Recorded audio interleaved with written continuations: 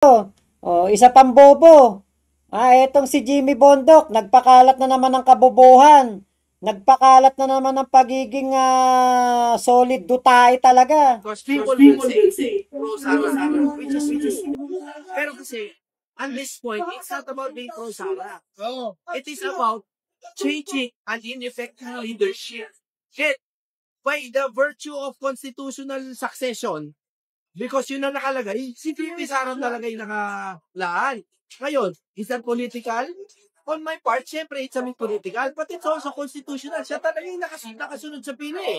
And also, that is the reason why there's a vice president. She is the spare tire pag nabotas to. So, walang masama. At sa lahat po ng hindi nagtitiwala kay Sara, bakit hindi nyo subukan?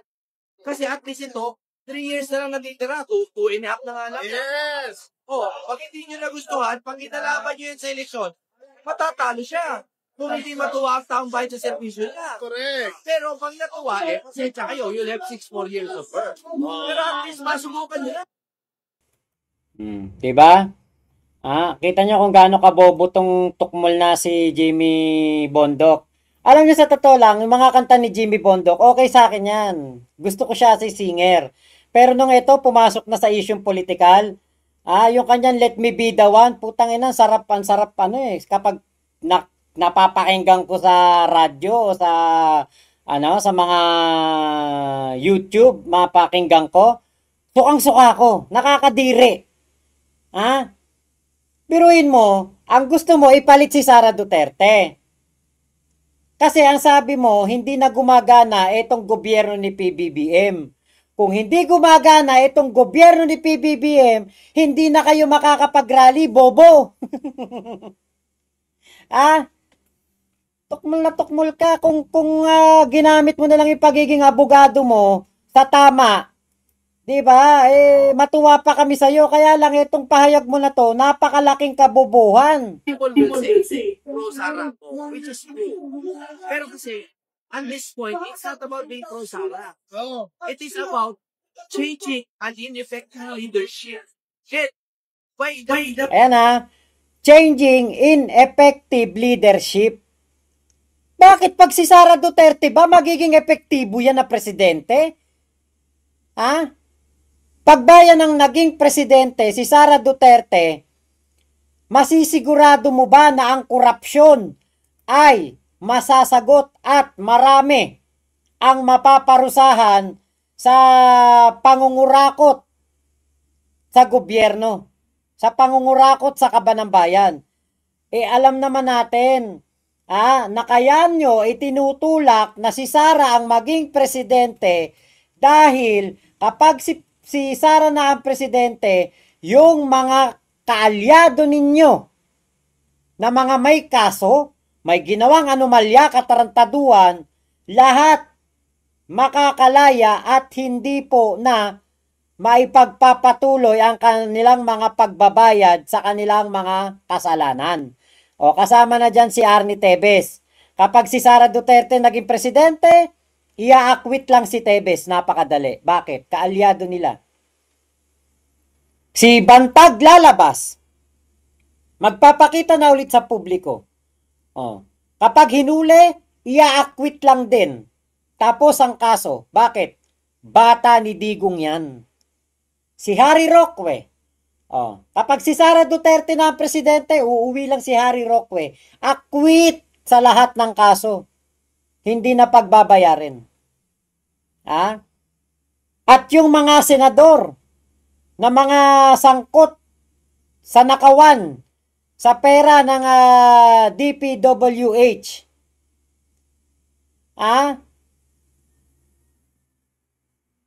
Etong si Jinggoy, etong si Joel Islord. Kasama pa dyan etong si Labong Revilla. Lahat po yan may ginagawang katarantaduhan. Sama mo pa dyan si Chis Escudero. Hindi na yan mapaparusahan kapag si Sara Duterte ang naging presidente. Dahil lahat yan kaalyado ni Sara, kaalyado ni Digong, mga Duterte dogs. So yun ang gusto ninyo. Si Sara maging presidente para hindi maparusahan ang mga tunay na may ginawang pangungurakot sa kaban ng bayan. Kaya wag kami, Jimmy Bondok, hindi mo kami mauuto. O heto pa, isang nagsalita doon sa INC, hindi ko to kilala, pero tingin ko bobo din. Wag nang pamarisan! Kaya sa isasagawang investigasyon tungkol sa napakalaking nakawan sa kaban ng bayan, ang ating panawagan, simple. Ang ating panawagan, madali pong maunawaan. Maging tapat, maging lantad, huwag ikubli ang mga guilty sa kumot ng kasinungalingan at pagtatakipan. Yun. Di ba? Huwag nating yun sabi niya, huwag daw itago ang mga guilty at nagtatakipan. Eh bakit tinatago niyo si Saldico? Bakit sinusuportahan niyo ngayon si Saldico? Bakit si Harry Roque hindi niyo pauwiin at pasagutin sa mga kaso niya? Di ba? Yan ang maliwanag na takipan. Lahat na sumusuporta naman kay Dutae nagtatago eh. Huwag nang pamarisan! Kaya sa isasagawang investigasyon tungkol sa napakalaking nakawan sa kaban ng bayan, ang ating panawagan, simple. Ang ating panawagan, madali pong maunawaan. Maging tapat, maging lantad, huwag ikubli ang mga guilty sa kumot ng kasinungalingan at pagtatakipan.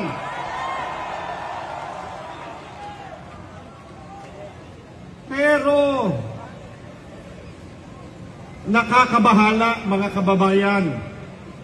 May ilan sa mga nasa gobyerno, media, mga abogado at maging ilang political analysts na matatalino sana, may kakayahan magpaliwanag ng tama at totoo. Ngunit tila nais baluktutin ang batas. Teka, parang baliktad Paano nangyari na sila ang mga gustong baluktutin ng batas? Maliwanag naman na ito pong mga DDS ang bumabali sa batas yan. Almond Lee, ayan, shoutout sa'yo From Canada daw po. Canada, pero taga Norsagaray, Baliwag. Okay. Kapitbahay lang namin ang Norsagaray Santa Maria, Bulacan po ako at Malolos. Diba? Kaya po itong ganitong mga katarantaduan na pinagsasasabi sa mga ganitong rally, ito po hindi po ito peace rally. Ito po ay maliwanag na talagang ito po ay katarantaduhan. Diba, Ate Virgie Badjola o Cereza Force Family? Nandito daw po, yun. Salamat Oo nga po, napansin ko, halos karamihan, Salamat, Cereza Force. Ayan, thank you po sa inyong pagdating sa akin live. Maliwanag naman dito Yung sinasabi nitong taong to na nasa rally ng iglesia, maliwanag, saktong-sakto sa kung ano ang katarantaduhan na ginagawa ng mga Duterte. Tapos ituturo kay BBM. Upang pagtakpan ng mga sangkot sa korupsyon. Hindi po ba ito ang tuwirang kabaligtaran ng transparency na hinihingi ng taong bayan? Lalo pong nakakabahala na kung sino pa yung tumitistigo para matunton yung mastermind ng korupsyon, sila pa ang iniimbestigahan. Gusto mo kapag sinabi ni Saldico si PBBM, kurakot? Papapanagutin na kagad si PBBM. Siyempre, titignan muna kung may bigat ba yung alegasyon nitong si Saldico. Siyempre, kapag merong mga lumalabas na tao, katulad ni Gutesa, at nagsasabi na may corruption siyang nalalaman, tignan muna yung kanyang kredibilidad. Ano gusto nyo? Maging katulad kami ng mga DDS na ututo na kapag sinabi ni Digong, pinapaniwalaan kagad. Panais-isuhan! Mga kababayan, saan po kayo nakakita na yung tumutulong sa investigasyon para mapalitaw ang punot dulo ng katakot-takot na nakawan sa gobyerno ang siya pang sinisiraan. Putya, hindi paninira yung kay, ano na yan, yung nangyayari na yan kay Marco Beta, hindi paninira yan. Kung gusto niya talaga na mapalabas ang punot dulo ng korupsyon na ito, bakit 22 to 25 lang ang gusto niyang imbestigahan? Panahon ni Digong gusto niyang kalimutan. Diba? Maliwanag na maliwanag yan. Sinabi yan ng mga diskaya. Sinabi yan ng abogado ng mga diskaya. Ang hiningi lang sa kanila na affidavit at statement ay tungkol lamang sa panahon ng 2022 at 2025. So yun, hindi yun paninira kay Marco Beta. Bagkus, kailangan talaga natin siyang kalampagin na lahat, kung siya'y hindi bias kay Digong, dapat pagbayarin niya ang lahat ng nangyaring korupsyon nung panahon ni Digong. Pero bakit parang ayaw niyang parusahan si Digong? Bakit?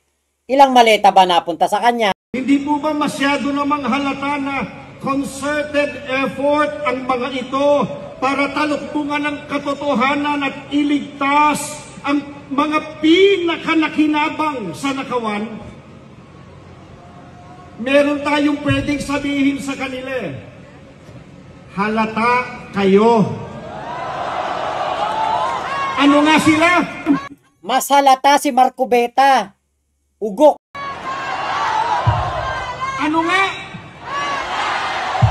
Hanggang sa dulo, iparinig natin sa kanila. Ano yun?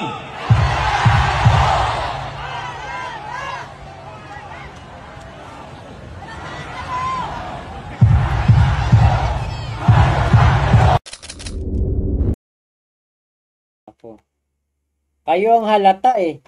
'Di ba? Halatang halata kayo. Eto hindi to peace rally.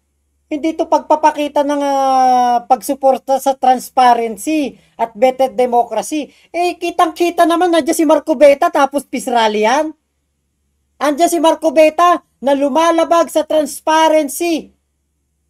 Hindi nagiging transparent sa kanyang salin at sose. Tapos peace rally tawag nyo. Bugok kayo. Puro kayo katarantaduhan. Ginagamit nyo pang simbahan, ginagamit nyo ang Diyos, ginagamit nyo mga salita ng Diyos para lamang sa inyong katarantaduhan na ginagawa. Puro kayo kabugukan. Kung wala dyan si Marco Beta, baka maniwala pa ako. For transparency talaga yan at better democracy.